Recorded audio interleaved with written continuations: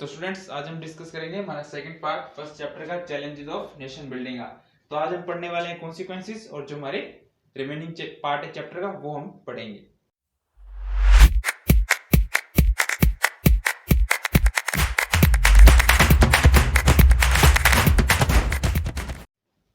Hey, welcome to Forza Education Hub. This is Himanshu and so let's start our most important topic for 4 or 6 marks.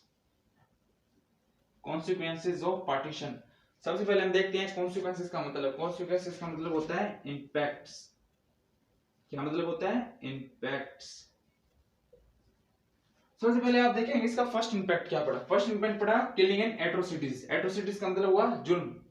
जैसे कि आपको पता है कि 1947 में इंडिया और पाकिस्तान का पार्टीशन हो गया था, पर पहले मतलब एकदम से पार्टीशन कर दिया, कुछ ढंग से डिसाइड नहीं किया, तो उससे क्या हुआ कि भाई किलिंग, बहुत सारे पीपल की किलिंग हुई। किस पे? रीजन बेसिस पे। जो हिंदू मुस्लिम एक दूसरे को मारने लगे और पीपल्स पे जुल्म बढ़ने लगा।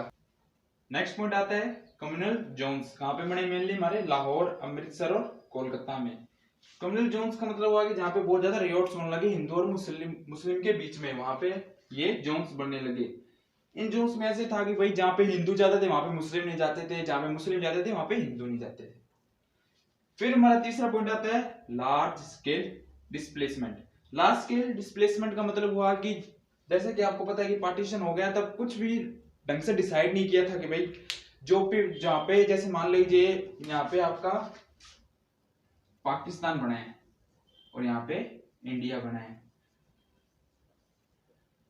जो पीपल पाकिस्तान के अंदर हिंदू रीजन के थे और सिख रीजन के थे, और यहाँ पे जो मुस्लिम रीजन के थे वो पाकिस्तान जाना चाहते थे और ये वाले इंडिया जाना चाहते थे। अब ये कैसे जाएं? कुछ भी ढंग से डिसाइड नहीं हुआ था, इसमें बहुत ज्यादा प्रॉब्लम हुई, इसलिए लार्ज स्केल डिस्प्लेसमेंट हुआ। ज्यादातर लोग हिंदू यहाँ पे आने लगे और मुस्लिम यहाँ पे आने लगे। फिर हमारा चौथा पॉइंट आता है रिफ्यूजी कैंप्स। अब जो पाकिस्तान से लोग आ रहे थे इंडिया में वो एक तरह के रिफ्यूजी बन गए। एक तरह के क्या बन गए? रिफ्यूजी। और जो मुस्लिम इंडिया से पाकिस्तान जा रहे थे वो वहां पे रिफ्यूजी बन गए। तो इसकी वजह से रिफ्यूजी कैंप्स बहुत ज्यादा बढ़ने लगे और ये भी एक दिक्कत आई हमें। आपका नेक्स्ट पॉइंट आता है फोर्स रिलीजियस कन्वर्शन। इसका मतलब हुआ कि जैसे कि मान लीजिए मेल पाकिस्तान में मुस्लिम रहते हैं और वहां पे क्या हुआ, जो थोड़े बहुत लोग हिंदू रह गए जो उस वक्त इंडिया नहीं जा पाए, उनका वो क्या करने लगे, उनका रिलीजन को कन्वर्ट करने लग गए। किसमें? मुस्लिम रिलीजन में। फिर आपका अगला पॉइंट आता है 5 से 10 लाख पीपल किल्ड। ये तो सिर्फ ऑफिशियल डाटा है जो हमारे पास गवर्नमेंट कहती है, वैसे तो मानेंगे तो आप लगभग 15 से 20 लाख माना जाता है कि पीपल किल्ड हुए थे। ये तो बस ऑफिशियल डाटा है जो गवर्नमेंट बताती है। फिर हमारा नेक्स्ट पॉइंट आता है डिवीजन ऑफ थॉट्स। इस पॉइंट का मतलब हुआ कि जो जब पार्टीशन हुआ, जो हमारे पोइट्स थे, राइटर्स थे, वो इसके जो लोगों को जो दुख सहने पड़े उसके बारे में बता रहे थे। जैसे कि आपको पता है पहले हिंदुस्तान था जिसमें पाकिस्तान और इंडिया आते थे, फिर पार्टीशन के बाद ये दोनों अलग हो गए और हमारा हिंदुस्तान 2 भागों में बट गया, पाकिस्तान और इंडिया। फिर हमारा नेक्स्ट वर्ड आता है फाइनेंशियल एसेट्स डिवाइड। इस पॉइंट का मतलब हुआ कि जब पार्टीशन हुआ उस टाइम हमारे, जैसे मान लीजिए हमारे हिंदुस्तान के पास 2 पेन थे, फिर उसके बाद पाकिस्तान और इंडिया बना तो दोनों को एक पेन पाकिस्तान को दिया गया और एक पेन इंडिया को दिया गया। आप जैसे समझ सकते हैं हर चीज का मतलब कि टेबल, चेयर, हर चीज का पार्टीशन हुआ। Financial assets divided. फिर ये चैप्टर चलता है वेरी वेरी इंपॉर्टेंट 4 मार्क्स के टॉपिक पे, महात्मा गांधी सैक्रिफाइस। महात्मा गांधी जी का क्या सैक्रिफाइस रहा पार्टीशन में। जैसे कि आपको पता है 15 अगस्त को हमारे कंट्री का पार्टीशन हुआ, जब जवाहरलाल नेहरू जी ने स्पीच दी थी। उस स्पीच में महात्मा गांधी जी ने पार्टिसिपेट नहीं किया। जैसे कि हमें पता है कि महात्मा गांधी जी थे वो खिलाफ थे कि भाई इंडिया और पाकिस्तान बने, कि हमारे हिंदुस्तान का पार्टीशन हो। फिर जहां पे जैसे कि आपको पता है जब रिवॉल्ट स्टार्ट हो गए थे मेनली कोलकाता में, तो वहां पे गांधी जी गए, उन्होंने लोगों को समझाया कि भाई वो वॉयलेंस को खत्म करे। इस वॉयलेंस को खत्म करने के लिए गांधी जी ने फास्ट भी रखा। फिर उसके बाद कि भाई जिससे वहां पे पीस आ गए, और कुछ टाइम बाद उनके फास्ट से वहां पे पीस आया। गांधी जी के पीस कैसे आया? गांधी जी के लोग फॉलोअर्स बहुत थे, उनकी बात मानते थे, इसलिए वहां पे पीस आया। फिर अगले ही month Gandhi ji move to Delhi, revolts were going. जैसे कि आपको पता है कि फिर दिल्ली में भी रिवॉल्ट स्टार्ट हो गए। हमारे हिंदू और मुसलमान के बीच में। फिर वो गांधी जी वहां पे भी गए उन रोड्स को रोकने के लिए। फिर कंसर्न फॉर मुस्लिम डिग्निटी, जैसे कि आपको पता है कि हमारे जब हिंदू और पाकिस्तान को अलग किया गया, जब हमारी इंडियन गवर्नमेंट ने कहा था वो कुछ पैसे देंगे हमारे पाकिस्तान को, जब ये पार्टीशन हुआ ऐसा कहा गया था, पर ये प्रॉमिस हमारे इंडियन गवर्नमेंट ने फुलफिल नहीं किया।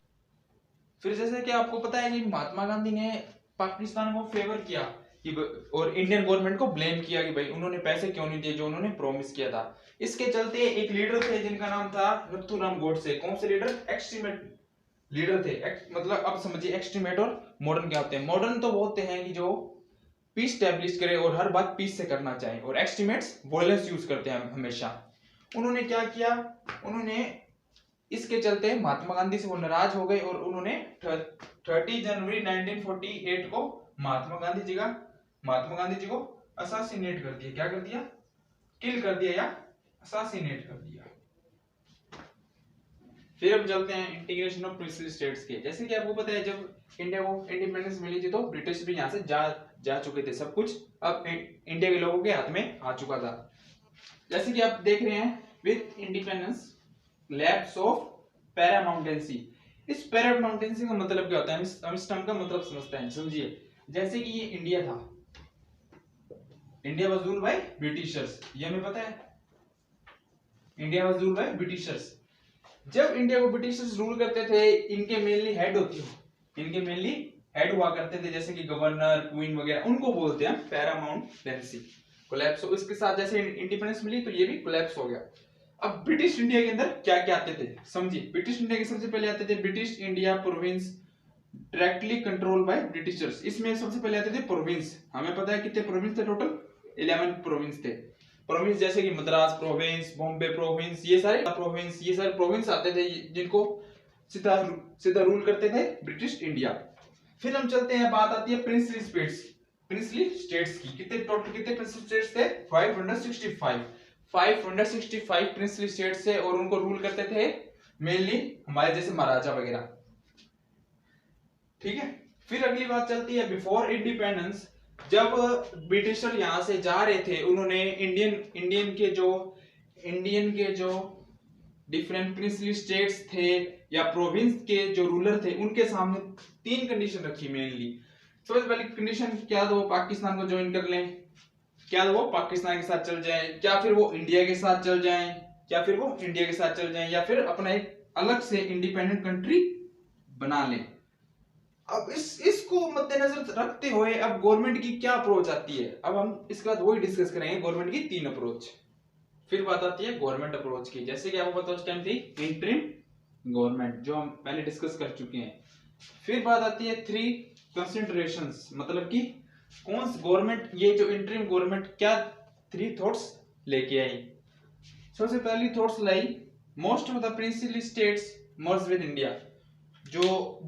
जैसे कि जो मोस्टली प्रिंसली स्टेट्स थे वो इंडिया के साथ मर्ज हो गए थे, इसमें कोई दिक्कत नहीं हुई।